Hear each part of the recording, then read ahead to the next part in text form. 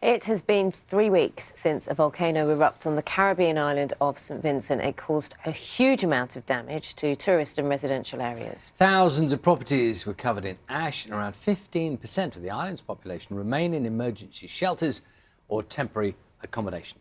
Our correspondent Will Grant has been to St Vincent to see how the clean-up operation is going.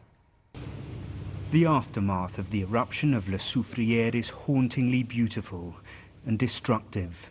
The explosion left hillsides denuded of their tree cover and a ghostly coating of white ash over every inch of St Vincent's northern coastline. The pyroclastic lava flows brought tens of thousands of tons of material down the mountainside, and a hail of dust and stones showered over the villages below. One of them was Sandy Bay, a picturesque fishing village reduced to a dust bowl overnight. Located in the worst affected red zone, evacuated villagers now risk fresh emissions and mudslides to clear the debris. We have 295 students. The local primary school teacher is Annelle Francois.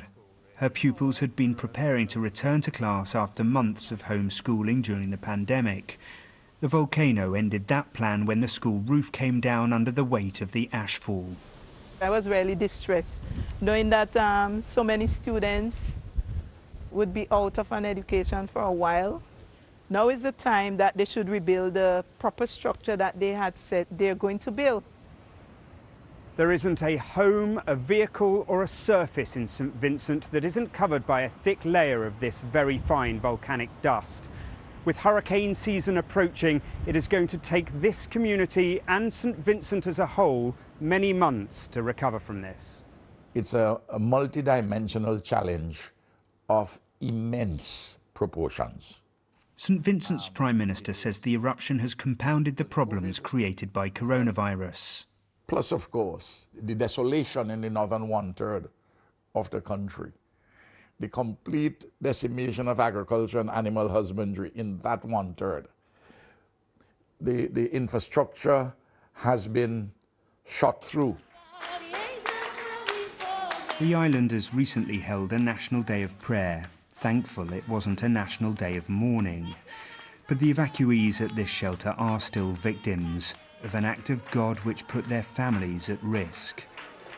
Around 15% of St Vincent's population was forced from their homes, many sleeping in converted classrooms, eating donated meals, relying on charity. Yet Nelsia says it wasn't hard to drop everything and run. Because of fright, I didn't even think about leaving everything behind. She lost her teenage daughter in a bus crash a few years ago and says leaving material things was easy in comparison. It was just getting out of there, be safe.